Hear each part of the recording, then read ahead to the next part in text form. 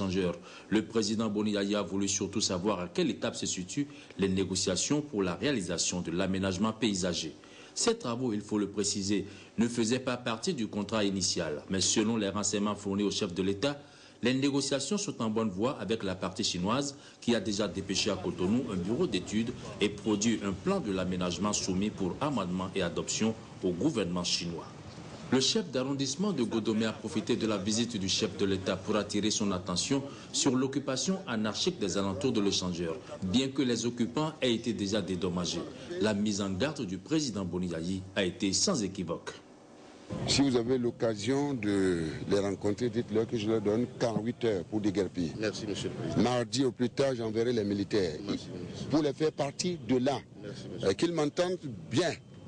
Hein, maintenant, il faut qu'on en finisse avec l'anarchie et le désordre. Merci, monsieur le président. Hein, donc, il faudra leur dire, mardi au plus tard, ils sont tenus de partir, de dégager les lieux. Parce qu'ils ont été dédommagés. Oui. Donc, en fait, la partie ne leur appartient plus. C'est terminé.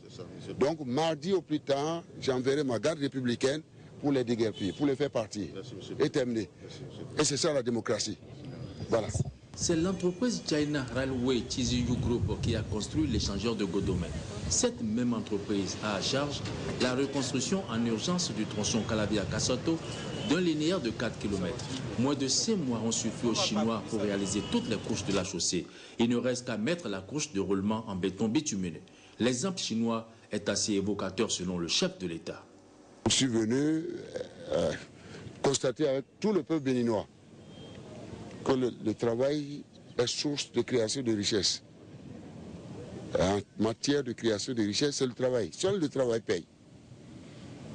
Vous voyez, cette portion de 4 km était prévue contractuellement pour 14 mois. Ils vont terminer en moins de 5 mois. En moins de 5 mois. C'est une leçon que nous devons tirer pour notre peuple.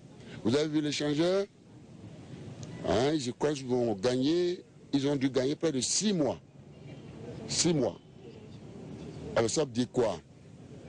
Eh bien, je suis venu les rassurer pour dire de ne plus quitter le Bénin. Ils vont compléter la liste de tous les entrepreneurs à la disposition du Bénin, qui vont compétir.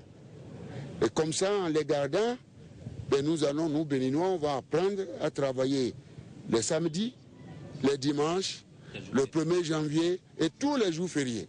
Et nous allons apprendre à dormir dans nos grues. Nous sommes créés pour ça.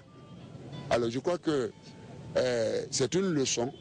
Hein, c'est une leçon. Rappelez-vous que le 1er janvier dernier, pendant que les gens en ont fait un jour tabou, je suis venu directement, je suis venu présenter les vœux, leur présenter les vœux sur le chantier. Ça a été fait. Je n'ai pas cherché à aller les voir là où ils vivent, là où ils sont logés. En réalité, je me suis rendu compte que là où ils se reposent, c'est dans leur grue. Donc je crois que c'est une leçon que nous devons tirer. Le travail, rien que le travail pour bâtir cette nation, qui nous est très chère. Les Chinois se sont donné fin mars pour achever complètement le tronçon Kalabia-Kassato. En ce qui concerne le reste du projet, à savoir le tronçon à Kassato-Boycon d'une centaine de kilomètres, les négociations sont aussi bien avancées avec la partie chinoise. Tout en donnant au chef de l'État des précisions sur le projet à Kassato-Boycon, Syriac Atimama, le directeur de cabinet du ministre des Travaux publics, a parlé des autres chantiers routiers qui ont commencé ou qui sont en cours de démarrage.